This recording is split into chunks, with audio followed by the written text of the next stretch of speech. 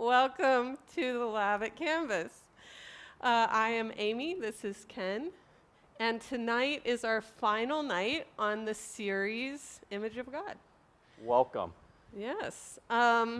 If you're watching online, just a heads up to you all, we're having some technical problems here, so I'm not exactly sure what you're seeing anymore. But hopefully you're seeing us fine, and we want you to participate in the chat. Excellent. I got the thumbs up from Lynn saying, yes, we can see you. Awesome. We want you to participate in the chat, so make sure you are watching us through the YouTube platform. And you can do that by just clicking the link on our website, and it'll take you straight to the YouTube platform with the chat feature there. And Lynn is standing by to receive all your comments and questions and pass them on to us, and also just chat with you in there privately and have your own little party online. So, at the end of last week, we issued a homework assignment, something that the lab rats have already done, and I'm curious to know if anybody thought about or ruminated over or tried to create their own image of God this week. If you did, I want to hear all about it and that process. But first, we're going to kick things off with what the lab rats had to say about their process trying to create these images. So, first video. I did resent having to do this assignment. I thought, I have to go buy paint. I have to have an idea of my own. I have to. And what I discovered when I opened the paint was a sense of extraordinary liberation. It's really interesting. Nothing I could put on a flat surface could convey the profound qualities of God. So I just decided to take color and use color as a representation. A hymn that we used to sing at Irvine Press, it goes like this: although your spirit is upon me, still I search for shelter from your light. There's nowhere on earth I can escape you. Even the darkness is radiant in your sight. It was actually quite a struggle for me. I've expressed before that most of the time when I think of an image of God, there's not really an image, it's mostly words. Those have been the symbols to me that have represented God throughout my life. So this is I am who I am. So we have an I, we have A, we have an M, we have a W. If it was rotated, it would be an H, and then we have an O. I am who I am. I mean, if it was honestly for me, and if I was left to my own devices, this canvas would be blank and I would just return it to you. I have also come to appreciate that it is also a representation of a struggle of somebody trying to do something that they are not comfortable with, that they're not familiar with, and trying to create something that is outside of their normal wheelhouse. The concept I was trying to capture is that whenever you think of the image of God, you should be thinking of yourself. So I was hoping that people who would look at this would see a reflection of themselves and recognize the image of God in themselves. And seeing it in themselves, they would also recognize that other people carry that image as well, and it would open us up to embrace the other. If we come across somebody and we say, oh, that person doesn't carry the image of God, I think we need to question our theology because it's not big enough. We're all going to tell a different story here, and I think the real beauty of this project is going to be seeing everybody's artwork and creating that room for permission for other people to say, hey, I could create something too.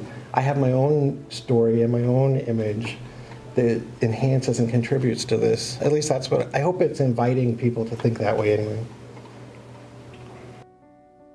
So I did both my interpretation of the burning bush, which also kind of looks like a candle, and then I did a cloud that has the Hebrew Yahweh, which was the name of God of the Israelite people in the Old Testament.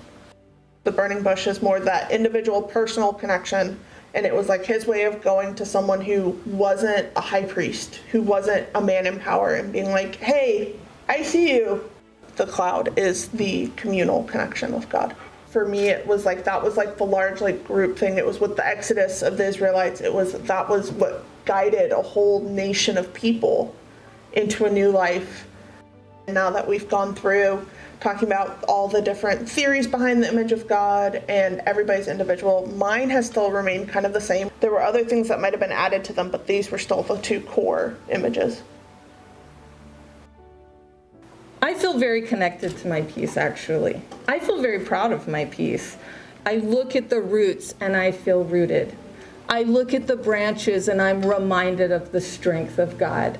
I look at the love and I am reminded of the vastness and diversity of God's love. I look at the faces and I'm reminded of the connection that I have to all of humanity. And then I can see myself here. For a long time now, I have struggled with this Western image of God and what that represents. And I felt like I needed to take the power away from that image by painting a rainbow of faces. Anyone who has ever questioned that they were made in the image of God, I want them to see this and see themselves in it.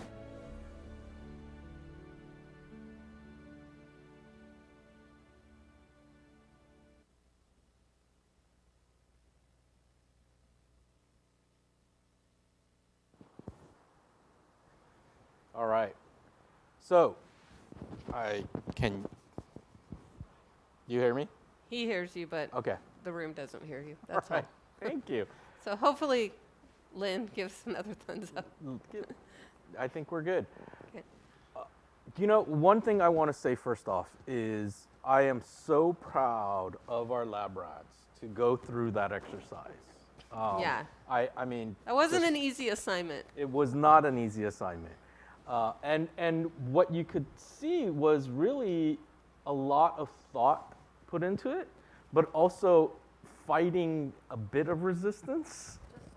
Just a little. A lot of resistance. But you know what is fascinating to me is the resulting work is really a very personal expression of a very personal relationship that you all had with God.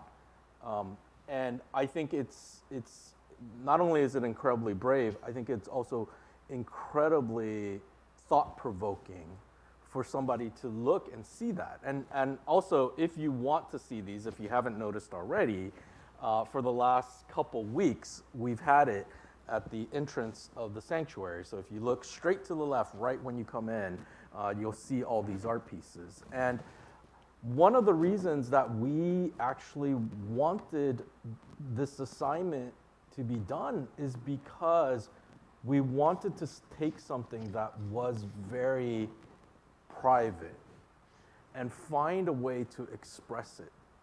And if you look at this art, you recognize that we all do have a different perspective. We all do have a different viewpoint. And yet all these viewpoints are valid.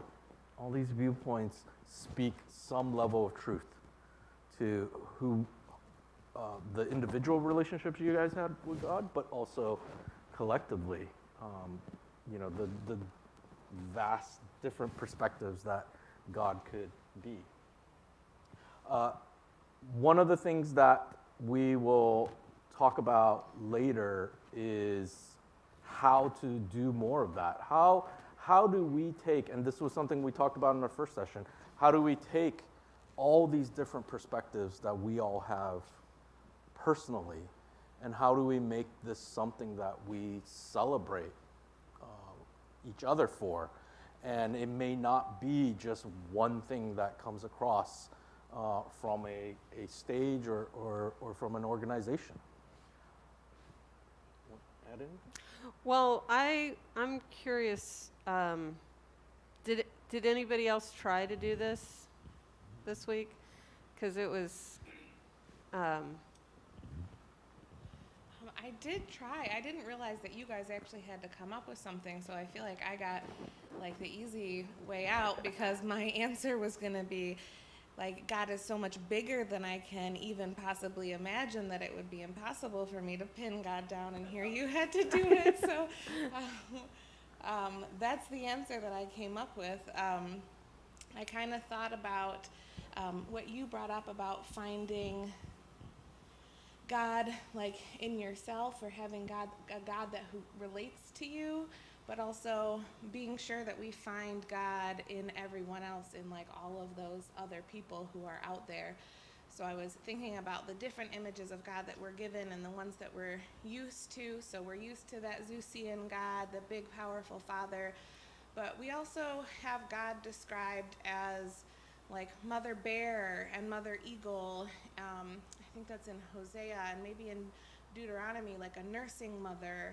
And so just, I think that we ought to spend more time viewing God through those different lenses and the different ways that God shows up in our lives. So, sure, like God is Father, but God is both Father and Mother, has like all attributes.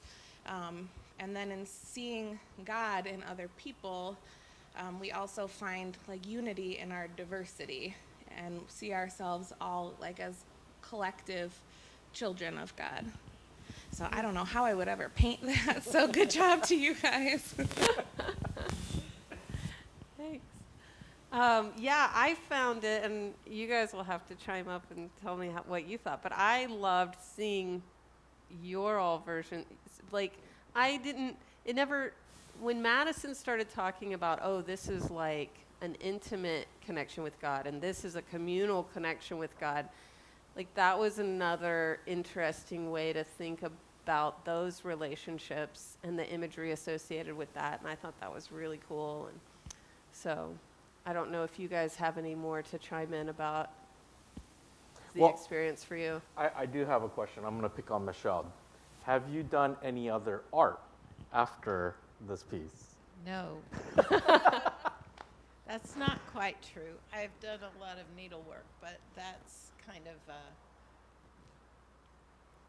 already packaged, ready to go.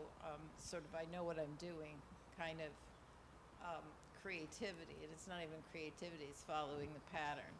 But I think that the exercise that we did was extraordinarily, as you could tell from what I said, frustrating, but it was so interesting to me that when I started playing around with the paint, I got really invigorated by it. And the whole process of creativity and of putting paint on a canvas is a very wonderful experience. I mean, it's like a kid. I remember when I was a little kid and I was finger painting. I loved it. I just loved mushing around in the paint. And I think the fact that it's a creative process when you do something that's between you and the surface, you get into the idea of this very visceral imagination, this very visceral process that's just an inkling of what it must have been for God to create. And I think that while I don't consider what I did beautiful, I think that beauty is a reflection of the being of God, because He's the great creator. And, you know, in the beginning, God created. And I think that any kind of imaginary or imaginative process is something that's very close to the heart of God. So I think that's what I kind of discovered about that whole thing. And again, I think you guys were great sports in going through the exercise. I was very resentful. I was not a good sport. Okay. But you did the assignment, I did. and I really appreciate it. You know, one of the key things is we've spent a lot of time in the land of words. We spent a lot of time in the land of study, but sometimes that creative expression that you're talking about, just playing with paint, and is another aspect of who we are and how we express ourselves and how we can bring some of that to the public. And you know, for us in the lab, it is a lot of words, but we want to go deeper sometimes too. And being able to do that and being able to share it, I think has been an incredible part of this entire process. I learned at one point in time that Michelangelo would look at a block of marble and he could see the image that he wanted to carve in the block, and he would know exactly what he was going to present when he saw the raw marble. And I think that that's sort of a divine spark. Mozart just wrote his music all at once. He didn't have to think about it. He just wrote it out because he had it in his head, and all he had to do was pen it out. And I think that that kind of genius is so attuned to what God has in mind for that person. And we forget that Michelangelo was very, very tuned into the heart of God. We forget that Mozart was very tuned into the heart of God. And I think that some of the things that come out of our world, the music and the sort of the dissonance of our world, is because people are not always tuned into what the heart of God is in their lives. And I sound like very, very fundamental person, but I think fundamentally we need to be mindful of what God has in store for us. Can I paraphrase what you're saying, that perhaps art is a form of prayer? Amen. I think really you have to think about it as participating in the creative process. And, well, I'll stop there because I could go on for hours. Oh, right. Art And history teacher. Yeah. Yeah. Can I pass this on to somebody? Yeah. I mean, I'll keep it for now. Should we go to Yeah, let's move right along. All right. Well, we want to share with everybody essentially the final thoughts that the lab rats had about this entire process. And so let's go ahead and roll it.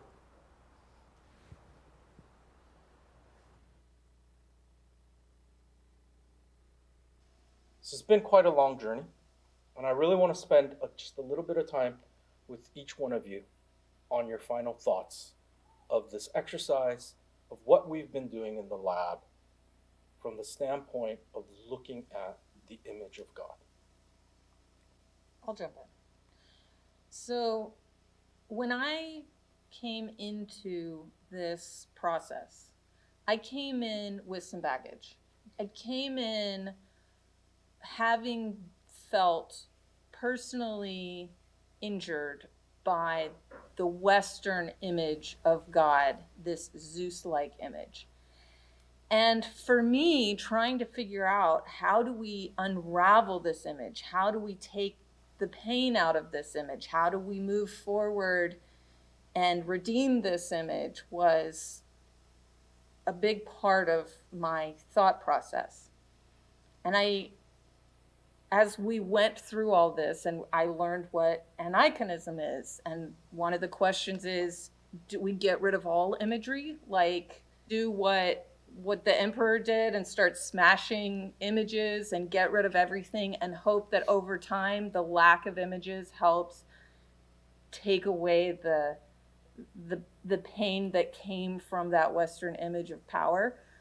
Do we fill the space, flood it with diverse imagery? I mean, that's my first thought, is everybody needs to be represented. We need to have more images. We need to have as many diverse images as possible, and maybe that will dilute the toxin that was this Western image for me and open up space. And to be honest, I don't know. I don't know if either of those are the answer. I do think that I am landing in this place of, we just need to talk. We just need to have conversations. We need to be aware of what each person's imagery or lack of imagery is, why it exists, how it exists, what images have been harmful to people, what images have been beautiful and helpful to people, and why. And I do think that just having the space to have those conversations, if there's one thing to take away from this, I would say is we just have to talk more. We have to be willing to have these conversations and share these things with each other and be open to listen to each other's perspectives. We're just going to go that way. James, what final thoughts would you like to share? For me, this whole process has been great because sharing these conversations with this diverse group of people has been really eye-opening for me. And I don't know that much has changed for me other than hearing other voices has been really helpful for me. I'm a big believer that part of the human experience is, whether we like it or not, we create images, whether they're mental, verbal, graphic. We create images of the God that we worship. And those personal images, if we share them collectively, they become a tradition process and they get very powerful and they outlive us. And being in touch with those tradition stories, and we see, like Amy was saying, how much damage they can do in some areas, even though they're helpful for me personally, it could be damage for somebody else. So being open enough to say, I only see part of the elephant as a blind man. I need to hear these other voices who are grappling with a completely different part of the elephant because it's bigger than me, and hear that. So for me, the beautiful thing is I really believe with all my heart that the Christian story, the creation story, the incarnation is the most powerful story of the image of God ever told. It's truly good news. It's beautiful, it's welcoming, it's encompassing of everybody. And so what I would hope people would take away is that the Christian God is not a God who excludes people. It's a God who embraces people. And he does that by putting his image in all of us, so that when we go to seek for God, we have to seek that image in each other and have those conversations with people that aren't like us. And I feel like you guys have helped me do that better. So I really thank you for all that. Thank you. Madison. I think what I hope that audiences listening to this take away is that not only like the importance of like being willing to have the conversations, but also the courage to listen, and to listen to understand, and to also understand, like for me this process was, it kind of confirmed my imagery didn't change. It kind of more solidified my imagery, but not in a way of, oh, my imagery is correct or the only one, but like this is what I identify with. And I also know that in the future that may change. Like I may hear someone else's imagery and it may like resonate with me and be like, oh, I connect to that too.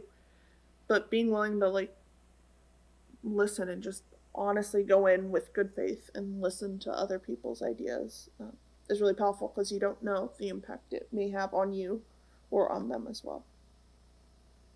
I really like that. I think that's very true. I think the fact that people listen carefully to others is just as important as formulating ideas and expressing them.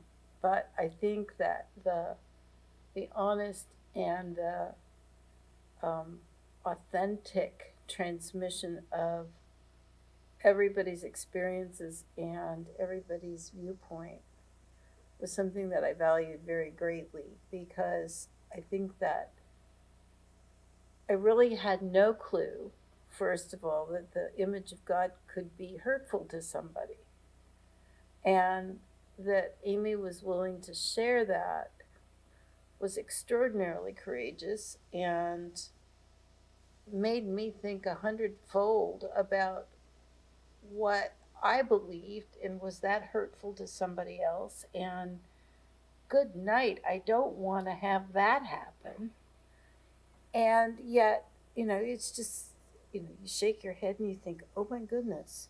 And it repositions you to be more open and loving to other people. And I think that's what I gained from this experience, is to really think about how what I believe might stomp on somebody else's belief and to be more open and listening of each and every individual and what they're saying to me and what their goods and bads of God are. The positives and negatives, sorry, wrong choice of words. But nevertheless, I think the communication, but the overriding thing is doing things with love. It just, God is love, and we want to communicate that love through the world to each person. Thank you. And being quiet also helps. 10, you have the last word. Yes. That's an act of power, Dan. You see? Yes! Victory. I'll take it. First off, I just want to say how incredibly grateful I am for this experience. Grateful for the ability to challenge myself. Grateful for the ability to hear other people's opinions. I love learning. I love engaging. I want to know more about the community around me. I'm just so incredibly grateful to have this space and this opportunity to be able to express myself, to challenge my ideas both internally as well as by challenging them, by presenting them out into a community and seeing how people have been able to bounce back off of them, how they relate, how they might relate. And I do hope that this discussion will be able and be useful to have other people to have discussion, not because it's the right thing to do in terms of challenging the status quo or challenging what people might perceive as right, but because it has allowed me to feel so much more connected and to grow in understanding and care for people I honestly did not know were really part of my community. I've been part of Canada for X amount of years. I've seen a lot of your faces before, but this has really given me that opportunity to grow and connect, and I find that so incredibly valuable. I want to thank you all. I want to thank all of our lab rats for an incredible first session of the lab.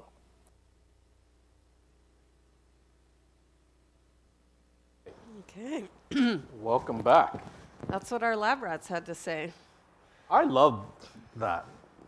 And really what spoke to me in those thoughts is what Amy said, that we just need to talk more to each other, and we need to listen, and we need to accept as much as we kind of put out. One of the key things that we wanted to do when we embarked on this entire project on the image of God is to explore, and I'm gonna sound like a broken record, but explore what is all of our very private perspectives and bring that out and bring that forward. And I think the big question is really, are we able to accept other people and their different perspectives and their different, what they bring to the table in terms of their image of God? And I think for us, that was really the big conclusion, so to speak, is that with love, we kind of have to do that. But how do we demonstrate that in the world besides simply saying, yes, I want to listen to you, and you have the right to share your ideas and thoughts and be yourself? How do we create a space where it's not just talk? You know what I mean? I was thinking about this, about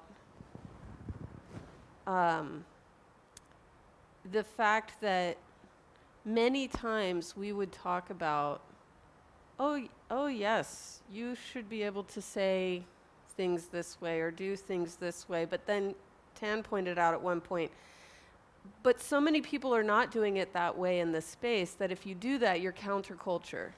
Well, if you're counterculture, you are by nature not outside the culture, right? So how do we make our culture more inclusive to the ideas of hearing other people? How do we make our culture more welcoming to these other thoughts and, you know, being able to share more and be more open? That that the was key. one of the questions, yeah. Right. And so we have been taking notes all along throughout the process. We've taken notes as we worked through the initial sessions with our great team of lab rats, and we've also taken notes as we've done these live sessions with everybody here and everybody online. And one of the key things is, you know, we've done a lot of talking and we've done some expressive art, but we also wanted to do some exploration. This whole project is called The Lab, not just so that we could sit around and talk. We wanted to look at exploring, taking what we've been talking about and what could we possibly do. Put it into a bit of action Yeah. and see how it works. And these are actions that we can start talking about and thinking about. And for those watching, and maybe you're part of Chime Canvas, maybe you're not part of Canvas, these are some things that you can think about doing yourselves or with your own community, just thought starters that we had. Yes, and so one of the things we're interested to hear is, do these things, one, seem doable? Two, do they seem like something that we actually should do, or is it not something that we should do? Something that doesn't sound right. So the first aspect that we talked about was how do we actually present either imagery or symbolism within our spaces? So we'll just talk about promoting a variety of imagery in our spaces. All right, so hopefully on your screen, what you're seeing is some of our thought starters. How can our workshop spaces reflect more diverse imagery? And again, if you have been with us the whole time, some of these will sound familiar to you because these are things that we had brought up. So the first one is, could we take our art project church-wide? Maybe provide blank canvases for people to create and showcase their own artistic image of God. So If you all came to church one day and there were a bunch of blank canvases and we had this assignment, how would you react? Would you be excited to participate? Would you freak out? Would you? I'm curious. go ahead. I just said just a small remark. It sounds fun. I wouldn't be opposed to it. You know, it's definitely different from the Sunday to Sunday kind of routine where you listen to the sermon. But I think, yeah, something hands-on definitely sounds like I wouldn't be opposed to it. I'd freak out.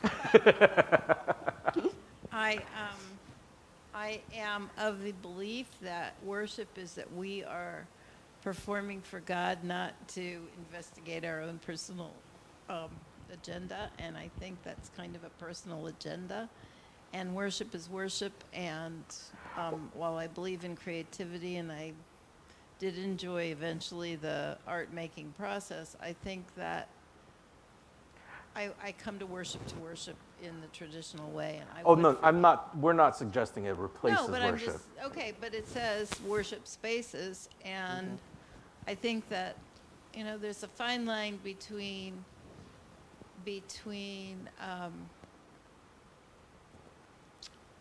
sort of personal gratification and performing for God, which is what I think worshiping is.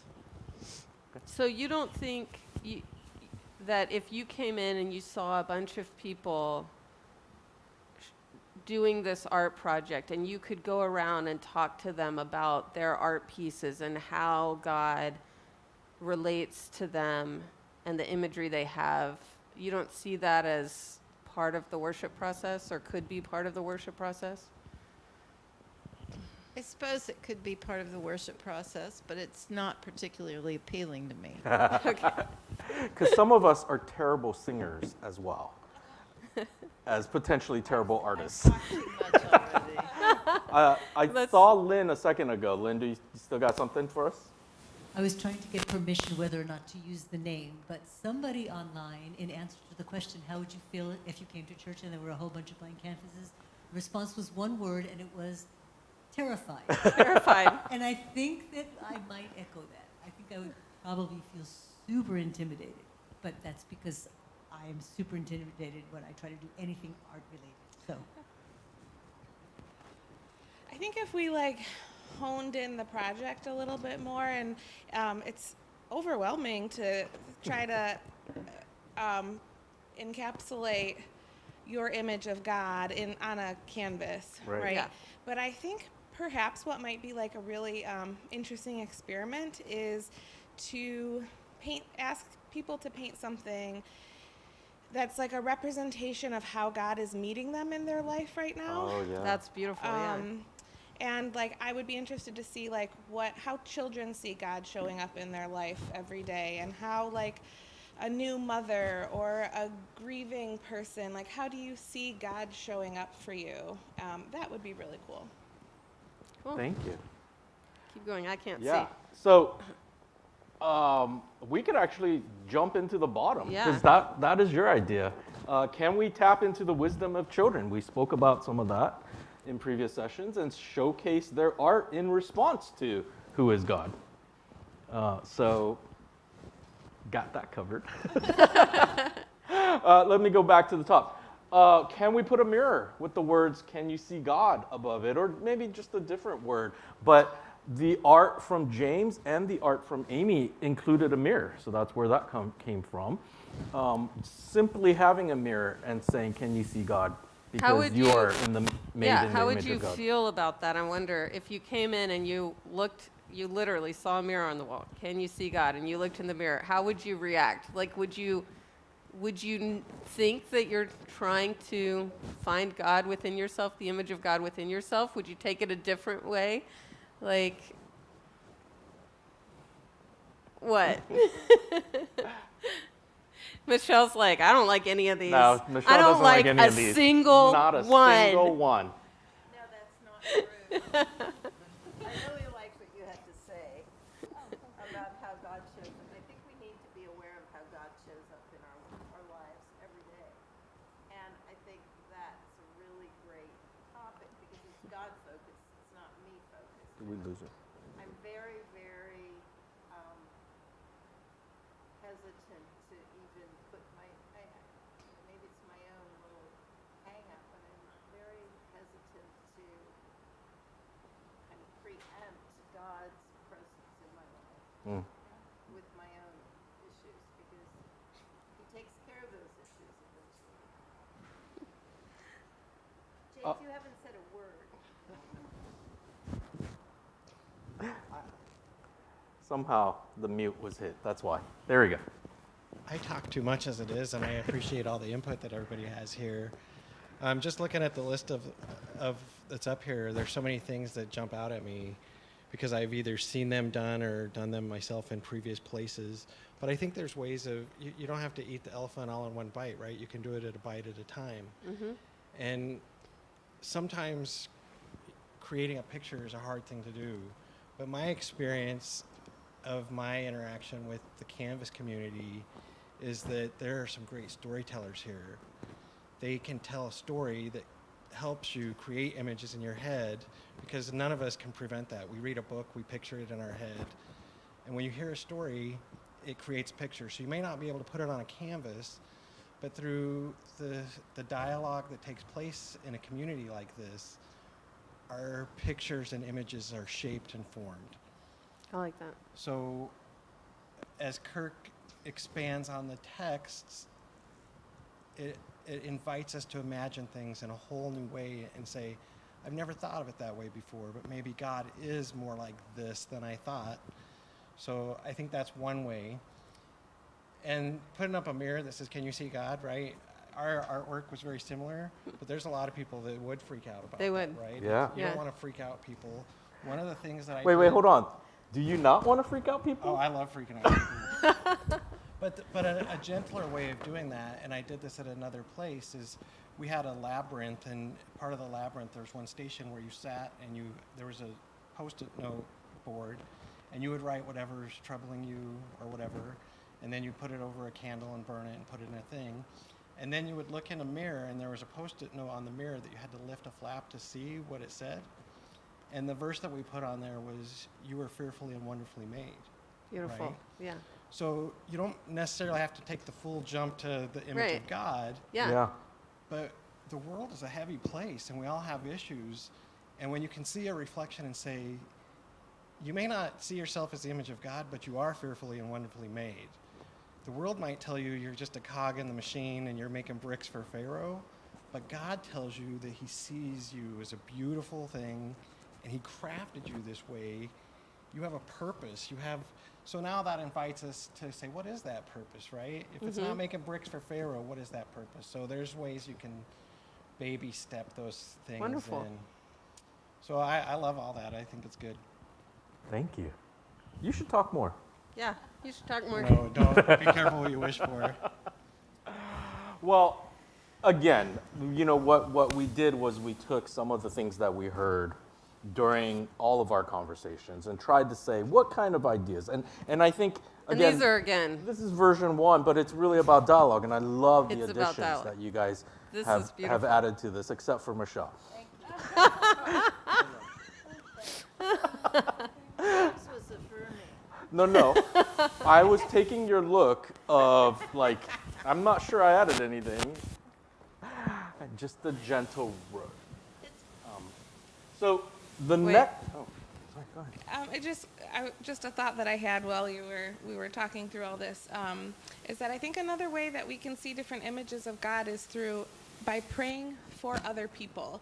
And so by others sharing their stories with us and then us praying for them, we're kind of putting ourselves in their shoes and their situation and understanding how God does show up for them and how they're praying for God to show up for them. So, this situation in my life, I don't, right now where God is meeting me, it's not in a place of like strength and power. It's in a place of like, weakness and grief or something, and in someone else's situation they're praying for God to show up in these big powerful ways, and to just imagine these different situations through the stories that you hear and the ways that God shows up. I think that helps us to see that multifaceted aspect of God. absolutely. I want to ask Tan, do you have anything you want to add? Tan's always working during this session, but he's over there. I think that's a no. Not right now. All right, I'll come back to you. So the last thing up there before we move on to the next slide is just this idea of rotating diverse art in our spaces that draws awareness of different cultures and identities. It's not a specific, like, here's what God looks like, but if we truly believe that God is in the image of everyone, then we need to be aware of other cultures and identities. And so it's, we have very little art here in Canvas besides our children's room, which has that whole wall of art. And I'm just curious, how would you all react if we had different art series that we would bring in like once a year and see a new kind of Yeah. What was art? fascinating in our research was I think we saw a lot of different art from different cultures representing, I mean, primarily it was Jesus. We found some things on Mary, but just kind of seeing the different. But not even, not Human. even just related to Yeah. the image of God, just diversity in general. I think Well, as an oldie but goodie, at the beginning of Canvas, we used to have somebody standing over there painting. during the worship service. Did you know that? No. Yes, we did. Yeah, we did. And By the way, if people in the audience don't know that Kirk is lurking over there and he's nodding vigorously to confirm that Yes, we did we did indeed indeed. have someone painting we did. at that time. We did, and it was really lovely. But it was one person, it was over there. It was very safe for those of us who didn't want to engage with the canvas.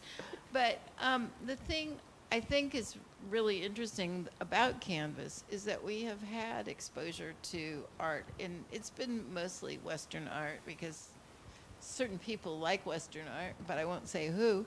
And it is really important to see what other cultures have to say. I have to admit, I was recently in New York, and I was with my daughter, and we were walking through the main hall of the Met, and I said, "Oh, look, there's Mayan art." And she said, "Oh, yeah, that's Mayan art." And we said, "Isn't it neat?" And it really is, but it's not, it's an image of who they think God is, and it's not the Judeo-Christian God, but, you know, it's really nice to be sensitive and aware of what other cultures are thinking and doing. I think it would be lovely to look at what other cultures see as divine. I think sometimes you get into the problem of different cultures have different gods. Right. And, you know, it's an interesting comparison, but I don't think it is germane to our own purposes. So you have to be careful. All right. Next slide. Yeah. You want to set us up for this one? I will set us up for the next slide. So this one is about the spaces. Now, something else that we talked about during this entire lab project was how we do things. Language and traditions. And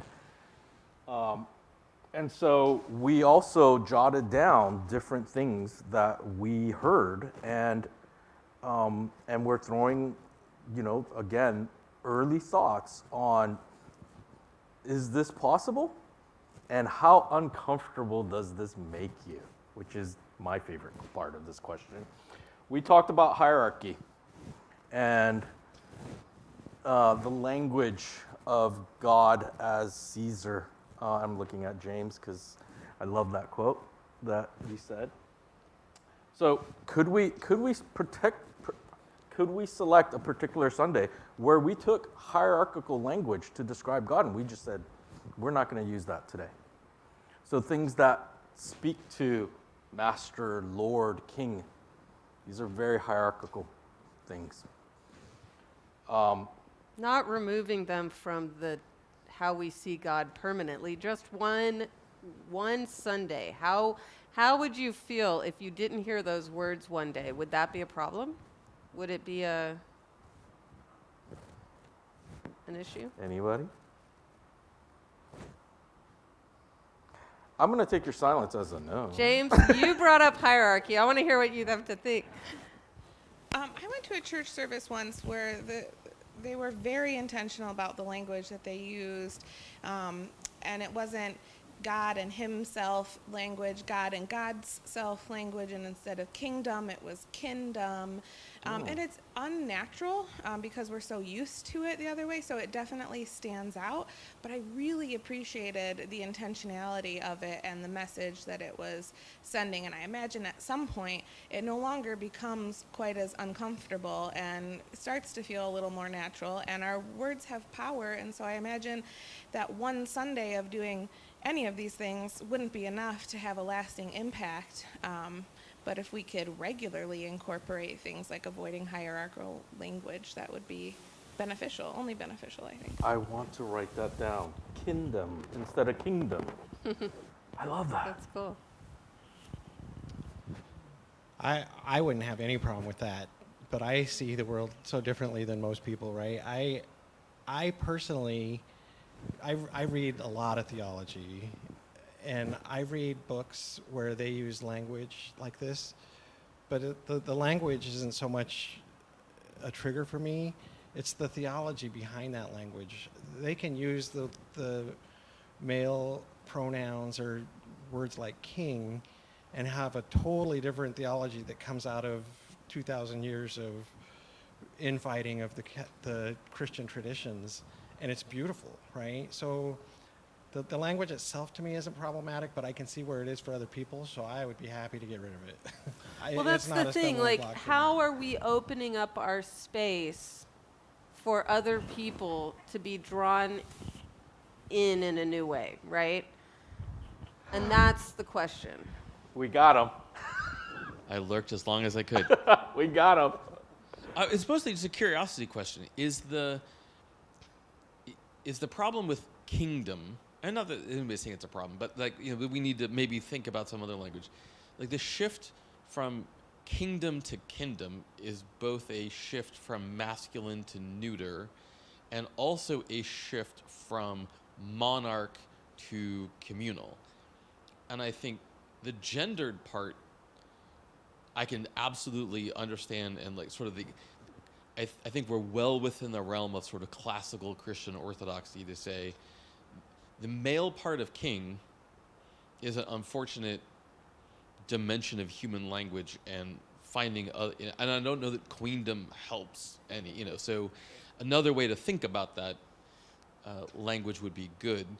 I think the shift from hierarchy to egalitarianism would be a much more difficult thing for at least classical Orthodox theology to go along with. Even for one Sunday. You're saying for one Sunday, it would be impossible to try to be mindful about not using that language. Oh, I mean, I think it's less a matter of like, you know, couldn't we try it for one Sunday? And you think, well, you know, maybe we can try anything for one Sunday. But I think there's it's a more of like, the goal is always accuracy, right, and fidelity to at least properly understood orthodoxy. I think there's a fine line between being so rooted in tradition you can't expand your mind, and tradition for tradition's sake is rightly challenged. And I think there is, however, a point where you cross over into, like, this particular thing has been asked and answered across sort of the span of church history, and Orthodox theology lands in a pretty consistent spot on that one, which doesn't mean it isn't worth asking and thinking and sort of reflecting one more time from another angle upon. But I think at least what the Bible is trying to communicate is far more always preserving lest we be unclear, the God of Israel is the sovereign over all creation, and never lose sight of that. Yep. Which doesn't mean that Jesus isn't also brother, friend, true. Okay. But I would argue that it's But I would argue that it's problematic that we all say that the kingdom of God is not an earthly kingdom, right? It's not a European kingdom, so to speak, right? And I find it hard to untangle what that is if I keep using that word. Because when I think of a kingdom, and I have to keep explaining that God's kingdom is not this thing, why do I have to keep explaining that? Can I just use a different word? Well, I think it all comes down to kind of what do you mean by a European kingdom? If you mean it's a place of conquest, I mean, you know, much of European kingship to me has the notion of being expansive by means of violence and the sort of establishment of, you know, colonial, you know. Then yeah, the kingdom of God is not like that. But the kingdom of God is the human language we use to describe the state of affairs when God's will is entirely enacted. So it's the place where God reigns fully as king without competition, and life flows forth from the full. And in that sense, like, it is a European kingdom, and that there is a sovereign who has established how the rules of the realm shall be. And now it happens that the rules of the realm are love, grace, peace, patience, kindness, goodness. So God is not enacting his will by means of force or violence, but Right. there is a clear sovereign at all times. I hate to cut us off, but we need to move ahead. So we will say, okay, the hierarchy one causes some questions and discussion and ruffles some feathers. Is there anything up there that we can hit really quickly before we have to just wrap up in general, or do you need to just? Oh yeah, we were going a little over today. Remember, so we're okay. This is where we're getting to the good Yeah, we're getting to the good stuff. I was tapping you because Lynn came over, and I didn't know if there's did you something have- from online. Yeah, I was just going to say quickly that Mary in the chat shared that at her Kiwanis Club meetings, there was one person that would often pray with feminine, masculine, very varied names. And she said it didn't seem to bother anybody, including, and this is in quotes, the old white guys. So that was the comment from Mary, and I know we're moving on, but I find myself able to relate to every single one of those up there, except that first one. That Interesting. hierarchical Okay. thing All is- right. But That- the others, if we are moving on, those others, I think, non-binary, and I mean, I think God is non-binary. Absolutely, God is non-binary, because we do male and female and all kinds of aspects of God. So my own 2 cents, I love those, and I would love to see us implement them. Oh, wait, which one? I'm freaking out a little bit about the animism one. Just FYI. Well, I just keep thinking back to Madison's art. When I think of that, I think back to The cloud and the burning the bush. cloud and the burning bush, and I think to my art with the tree. I've started actually thinking a lot about God as a tree these days, providing me shade, lifting me up in its arms, like just using nature language. And that came from, I think, episode 1, where you said you were bathed in light, and I think James said you were surrounded by fog when you thought of, when we took a I moment. don't to know think. how it would translate into how we would use it in a service. That would be a whole nother issue, but it's just this idea of presenting more of that language. I think all way you would we need to talk. do is change it from animistic to analogous. Like Analogous. using All right. analogies from nature, great. Animism, like, literally describes It the means something worshiping else. of God inside an object of, like, God is in the tree, I'll worship the tree, that's the worship of God. Like, no, that's not that. Right. Got it. Great. I would suggest an alternative word as well. I would say Okay. creational. Say it again. I would say creational instead of animistic, right? Great. God's first revelation to us is as a creator, and all throughout the scriptures, he continues to reveal himself as involved in creation. All of his salvation acts are for the whole of creation. So tying a Sunday where we really explore God's relationship to his whole creation as a sovereign, I have no problem with that, but I would kind of ruffle Right. feathers. We'll scratch out the Scratch out. the Words word. are important here, Again, everybody. not a scholar. So I just want to go back to what Ken said. Like, oh, if there is a better word, why not like use it, right? I know about like 2 years ago, the whole software engineering kind of space decided to remove all words relating to master and slave, which actually happens a lot in the software engineering space. Master-slave relationships. Now we use different words for those, like, oh, the main branch or main server, etc. All those things, right? I was not aware of that. That's incredible. Yeah, so it caused a whole bunch of trouble during that time. Like, people especially,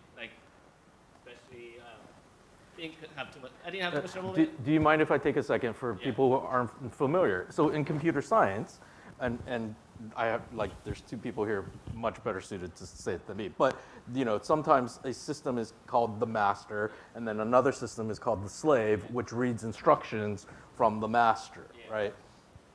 That's all gone away. It's all gone. All That's gone. So incredible.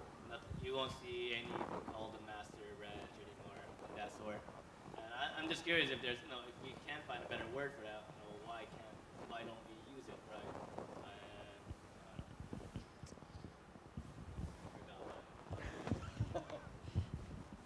I think all words fall short, and that's just gonna be it. All language falls short of describing the nature of God. My husband, who grew up in a conservative Islamic culture, he and I were kind of talking about these things, and you all had mentioned that in some religions it's a heresy to even conjure up an image of God. And so I was talking to my husband about that, and he had such unique things to say that I told him he should come. But he talked about how, like, you have to get permission in order to try to explain God, and even then it's with the caveat, the well-known and expressed caveat that all language falls short. And so I'm going to try to describe God to you in this way, but it's never going to be enough. And same with images, you have to get permission to try to portray God in an image. And I loved what you said about the kingdom versus kingdom, and so I'll phrase my next thought as a question as I defer to you for ultimate authority or higher authority on some of this. I'm laughing. God is sovereign king, ultimate divine creator, but God is, by nature of the Trinity, also communal and relational in this mutually submissive relationship with the Christ and Spirit. And so, I love, you were talking about Genesis a couple times, and I love the story of Genesis because just within those first 2 chapters, we see this Elohist version of the creation, which shows God as powerful and organized and structured. And then in chapter 2, we have this Yahwistic story, which shows God as having these human-like qualities, like he formed and breathed the life into Adam, and we anthropomorphize God. So we have this very removed, sovereign, kingly God in control, but also God is as near to us as the breath in our lungs, and is with us in every step, in every situation, and every emotion. So kingdom and kingdom, I think it's both are useful to portray a different aspect of God, like you had said, this diamond with all these different facets.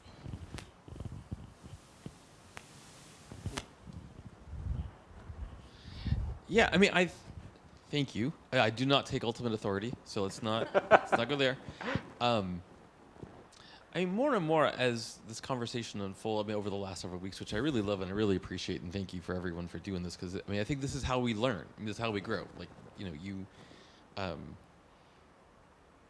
It's really important to get this stuff out and talk about it, and I keep thinking mostly that I think one of the biggest problems in sort of within history of Christianity, within Christian theology, is that a couple facets of the divine diamond have taken such precedent that they overwhelm everything else. And that when we try to get rid of one of them, it doesn't quite work because it's a legit valid thing. That God is this supreme power in all creation. Well, that's true. And if you try to get rid of that language and replace it with something else, it doesn't work because that's a fundamental dimension. But there is a whole there's a whole category of Christian thought that is very orthodox, well established, that has everything to do with the technical language for the Trinity, which you'll know is it's perichoresis of this mutual indwelling and infilling of one member of the Trinity to another, and that is equally established, well, safe territory within the Orthodox tradition would completely go with all that, but we never talk about that part, and we go back to the like, God is Zeus, God is Zeus, God is Zeus, and you think, well, that's not completely untrue, but it's far from the whole truth. But we've got 3 or 4 or 5 images so ingrained that we can't help but just run back to them over and over again. And maybe one of the great gifts that we can give in our generation to the church and to our larger culture is to begin to, I always talk about adding the semicolon rather than the period. Like what you're saying is true insofar as it goes, but there's more to say.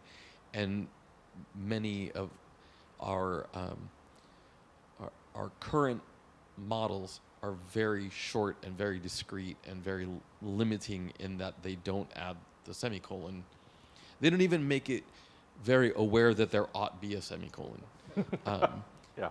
And that really there are many more facets of that diamond that are entirely true. Like we're not breaking brand new radical theological ground to expand that picture very widely. We're just being the marketing campaign for dimensions of longtime Christian understanding that just haven't ever made it out of academia. Right. Yes. It's seminary conversation all the time. It doesn't make it to many congregations. Right. Lynn? So I just want to honor the comment that's here. This is Sharon, and I think she has a little bullet point to add to our list. Yes. Her request is, I would love a sermon or 2+ on pronouns/gendered words for God, particularly if it looks at the original language and nuance there. And I heartily agree. I know that we know that the word for spirit in both Hebrew and Greek is feminine, and there are many other instances where I would love to learn more about that as well. So that's a comment from Sharon. All right, we will note that. Thank you, Sharon. Yeah. And Tan, did you want to say something, or you were just pointing out? Okay, got it. I think, Kirk, just to follow up on what you were saying, I think you basically described the whole purpose of the lab. Hit the nail on the head with that one. Hit the nail on the head. And what I would expand on what you said is, we all feel and connect to the diversity of the whole diamond, personally. And I think that is what I feel so good about in terms of what we've done, in that we're allowing this very personal to come out. And I think that's what we need to do more of. And again, we'll tweak the list. We'll take the list. I would love to. I would love to share this list with our own session. And be like, how can we be a church that reflects more of the diamond? But I kind of want to wrap it up. Yep. Anybody have any final thoughts before we do that? Tan, you want the last word again? Do it. Oh, let me. Yeah. So here is the last bit of information then. First of all. Oh no, he wants it. Oh, you Go do ahead, want it. my I'm man. sorry, I didn't. You paused. I thought you were done. Oh, he had to go grab a mic. Oh, I'm sorry. I mean, my thoughts, I think the video captures a lot of my thoughts, and I would probably actually echo a lot of it. We've heard things like language is just not enough to capture. I mean, even for us, in just trying to communicate to one another, it's difficult to use language sometime. I try to explain something, and we both understand English relatively well, and there's just some missing connection. Similar to the saying, similar to another saying, language is the worst method of communication except for all the others. But the I mean, I see the range from, you know, seeing what Calvin was trying to do in just no images, right? Because there's no image that can capture. Why put something that might be there to be a stumbling block, right? Just keep it from being a problem in the first place. And to what we've learned about how important it is for people to have images, especially in an illiterate culture, that those pictures can be so powerful and so useful. And then, of course, seeing amongst cultures, having those cultural representations for allowing for people to connect in a way that is understandable to them. At the end of the day, as everyone has said, and I think has been stated here, the most important thing, the thing that I am grateful for, is that we are able to express and communicate. I think of Kirk's, I think it's Living Christianity like 301 or something, where I always bring it up, thinking of the different aspects. We're used to thinking, oh, the proper way to worship God is doing a Bible study, waking up at 6 a.m., and doing a quiet time in a journal. And that is, as Kirk said, important. It is one aspect, and those are the people that write books, and so that's why we know it over time. But there's also the cataphatic speculatives, the people that go out into the world and can enjoy art and experience and noise and see God in that. And then there's the apophatic mystics that would prefer a separation and quiet, but have emotion and music and other aspects. That there's, as Kirk has said, there's so many additional facets to God and to the worship. And what has been amazing and what I love about this experience is that we have been able to freely express and communicate and say, here's how I see it, here's how it affects me, and that's completely valid, and it helps us to open our eyes and understand. And it doesn't mean that it doesn't mean that I'm necessarily going to accept and adopt. Maybe it doesn't match to me as much, but it helps me to understand, it helps me to see. And as I said in the video, I am just so grateful for a place that we can actually share and communicate and love and explore. Thank you. So I just want to let everybody know that this series is online for anybody to watch at any time. We have a whole bunch of videos on there, and we have the series of just the lab rats going through the process, and then of course what we've all been doing here is also online. So if you want to share that with anybody, or if anybody wants to check it out, go for it.